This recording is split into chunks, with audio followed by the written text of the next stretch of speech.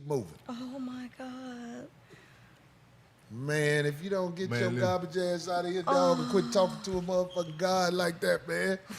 You can't make me what you want me to be because you say it. You help people with financial situations, but I'm here to tell you something. Who are you really helping? Who are you really helping? I'm wondering because money ain't finna be shit if you really know what's happening. Yeah. So what are you managing now? Money ain't finna be shit. Cash money, Darlene, the great Ice-T said, cash money ain't never gonna play out. He said that in one of his lyrics. Yeah, that's true. Unfortunately, money finna play out. What you gonna teach now? Tell people how to manage the digital income that they're allowed to have? Get your goof ass out of here, homie. You played out. I ain't gonna never play out. You can't. I'm eternal. You can't. Shipped.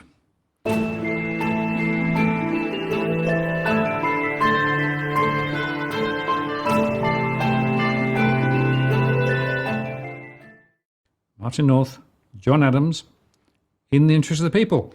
John, what's all this rubbish? Martin, only a couple of days ago, did I get an email from one of our viewers who was deeply concerned that they had received an email campaign from their bank, an Australian bank, Suncorp, who is putting this idea out there as to whether their customers want to be microchipped.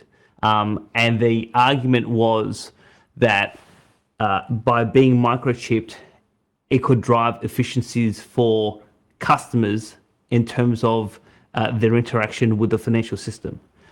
So we're going to get into this because I think this is a very big, shocking revelation. But we have been on a crusade, you and I, for many years about economic freedom, freedom in general, not being surveilled by government, surveilled by big banks. And obviously that's why we fought the cash ban. And we were successful and to say to the government, we want to engage in commerce without you knowing what we're doing. And now we have at least one bank in Australia saying to the customers, how about we put a microchip into your hand so that anytime you want to do banking, supposedly it's more convenient, but in reality, the bank will have all sorts of information implanted into someone's hand. It is completely nuts. And this is just another example of again, so a couple of years ago when someone would suggest something along these lines, it's a conspiracy theory. And we always hear when dangerous ideas first pop up, it's a conspiracy theory, but then they somehow become reality. And the concern is that rather than having a full open debate about where this whole agenda is going, it is a quiet, slow, creeping set of events where they because obviously the issue is if they were to, when I say they as in the establishment, big business, big government, big tech, if they were to say to the public at large, okay, this is the end state we want to take you in, I think most people would say, no way, I don't want to live in that world. So they can't tell us forthrightly. So what they're trying to do is slowly but surely take baby steps so that we don't notice, and they take us to the destination that they want to. And obviously, in the context of our last show about the World Economic Forum, I mean that's why a lot of Australians, but people around the world, have very large concerns about where is the world headed. And this whole notion that an Australian bank would say to its customers, we want to do a survey and we want to see if you would voluntarily be microchipped, completely nuts. Well, it is crazy. I mean, I happen to know a few things internationally. That I know that there's a company in the US who's arguing that people already use mobile phones today and they have biometrics on those mobile phones, you know, fingerprint or face, whatever, right?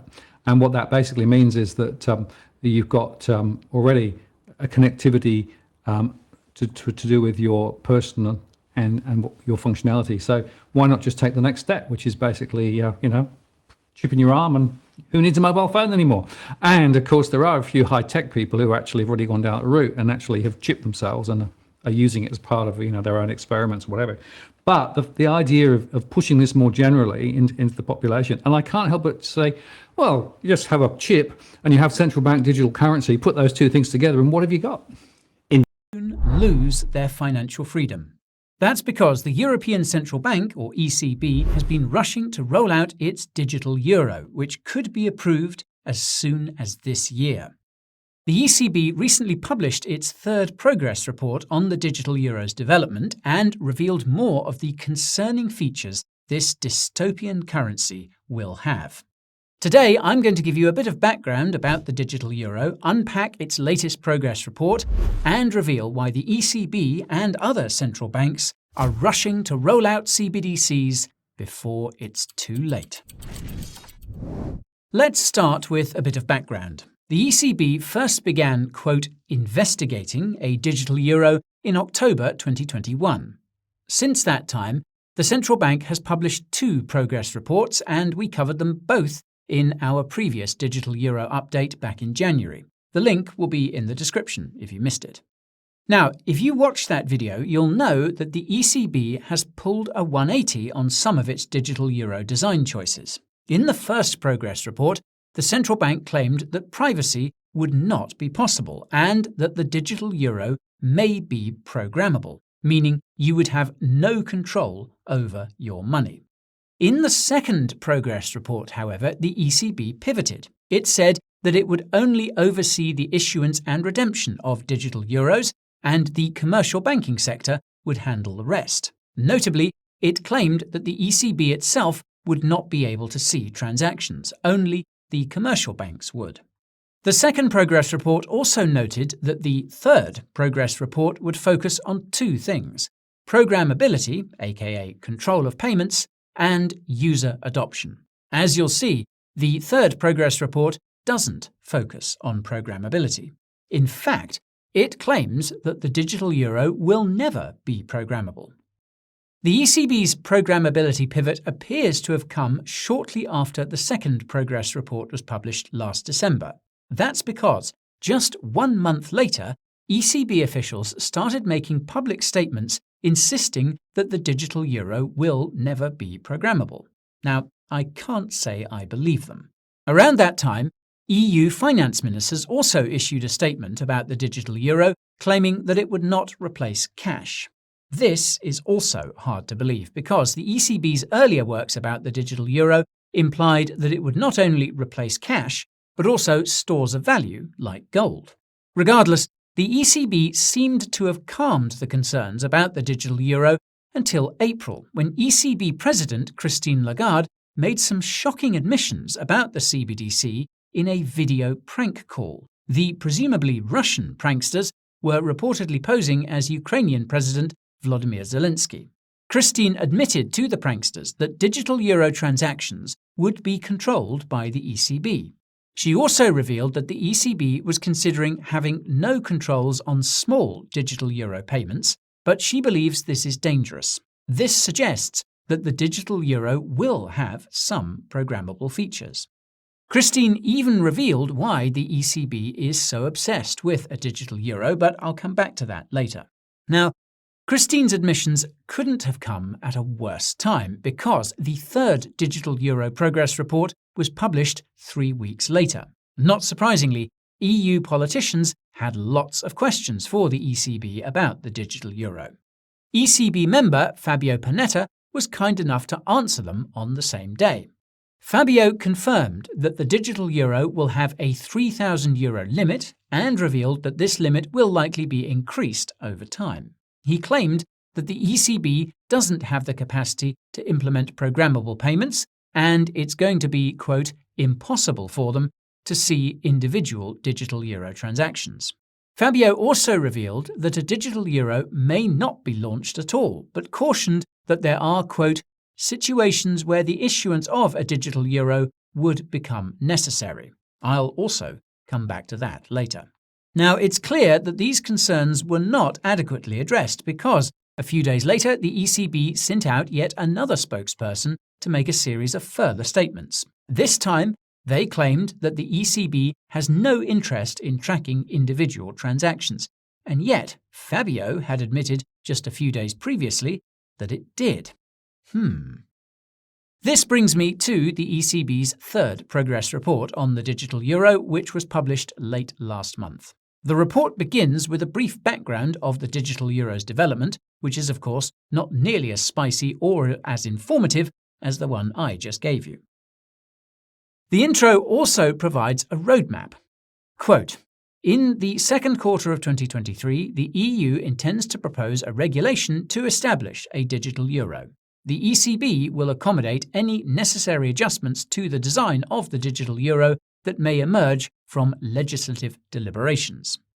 Now, in that aforementioned prank call, Christine specified that the date would be the 23rd of October. The full roadmap for the digital euro rollout can be seen here. Note that it's subject to change. Over the next few months, the ECB will be publishing a final proposal for the design of the digital euro. The authors imply that the final design is close to being finished and will include the features discussed in this report. These features fall into three categories which make up the three sections of this report. 1. Digital euro access, holdings and onboarding. 2. Distribution aspects. And 3. Digital euro services and functionalities. The authors note that the ECB has discussed these features with so-called stakeholders. For context, stakeholders is a term that's associated with the World Economic Forum, or WEF, and it tends to include governments, corporations, and rich individuals.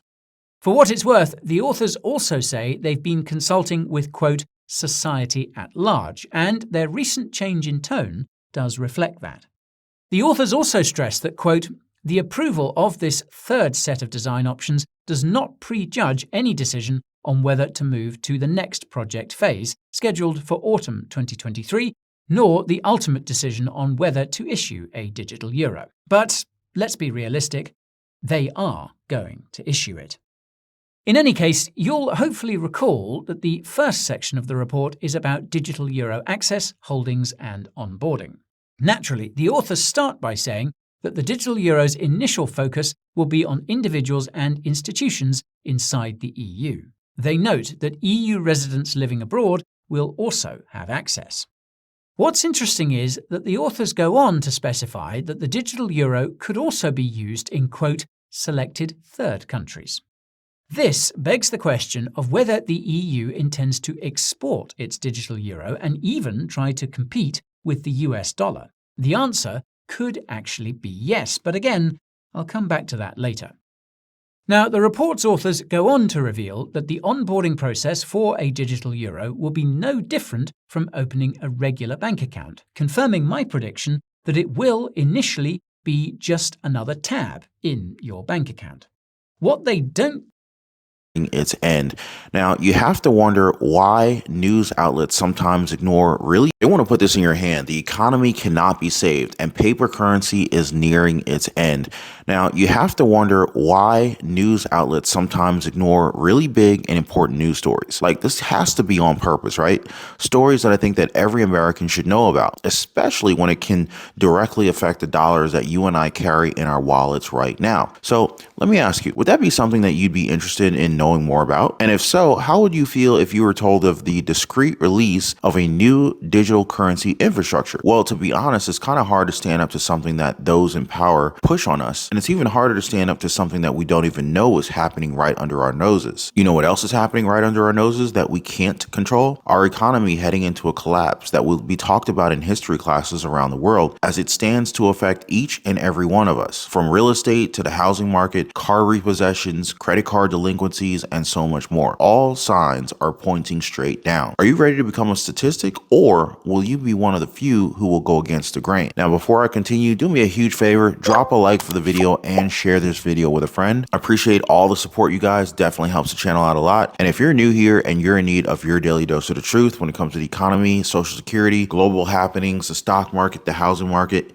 and everything that's really going on, be sure to subscribe to the channel. And for the best way way to invest in gold or silver, hit the links in the description down below. Do you know who DCMA is? Now, if you said no, that makes two of us because I really wasn't aware of this group before this press release. And it's titled, quote, "The Digital Currency Monetary Authority, DCMA, launches an international central bank digital currency, CBDC," end quote. Now, from the title itself, an international central bank digital currency, just imagine that for a second, right? Does that make you feel secured? Does that build more confidence in you when it comes to digital currency with our money that is controlled by someone other than us? And when you call yourselves an authority, it just kind of feels and sounds like you're above everyone else, doesn't it? If they were much more open about it, I would have listened a bit more, but they released it in such a very shady manner that, I have a lot of suspicions now. So anyway, the article says that during the spring meeting 2023 at the IMF, or the International Monetary Fund, the DCMA, quote, announced their official launch of an international central bank digital currency, CBDC, that strengthens the monetary sovereignty of participating central banks and complies with the recent crypto assets policy recommendations proposed by the IMF, end quote. So wait, they launched this thing already, it seems. Were you guys made aware of this? Did you see this on mainstream media? Or just like me and a lot of us, is this the first time that you're actually hearing about this? Now, like I said, we can't push back on something that we don't even know is happening. And it continues to say that, quote, Universal Monetary Unit, or UMU, end quote, which is also known as a unicoin, by the way, quote, symbolizes an ANSI character U, is legally a money commodity, can transact in any legal tender, settlement currency, and functions like a CBDC to enforce banking regulations and to protect the financial integrity of the international banking system, end quote. So Michael Snyder, he wrote a great piece on this, and he says that, quote, "It sounds like a secretive cabal of international banks and national governments is conspiring to push this new currency down our throats," end quote. Yep, that sounds about accurate. Now, what makes this entire thing that much crazier is that we're not even sure what these currencies will look like. But Professor Richard Werner, who had adamantly pushed back against CBDCs, has said that he has an idea of what it might look like. The nature of this CBDC, what is it actually going to look like? They never talk about that. Right. But I heard one European central banker tell me what it's going to look like. He saw it. He was invited to one of the old central banks in Europe that are very much promoting this. And they showed him.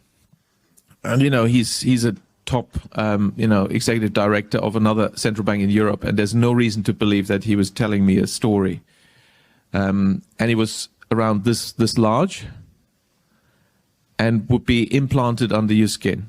What the heck? You mean to tell me that they plan on putting these things under our skin? Now, if you're thinking, nah, that would never happen, check this out. Listen to this. Instead of carrying your wallet in your back pocket or your purse, a tech company wants you to keep it under your skin. All right, so let's explain here. Walletmore is selling microchips implanted in your hand as an alternate payment. Could this be the future? Maybe. Once you set up your card info in the company's app, look at this. It says payments could be as easy as swiping your hand over a card reader. Right now, chips are not sold in the U.S. Crazy.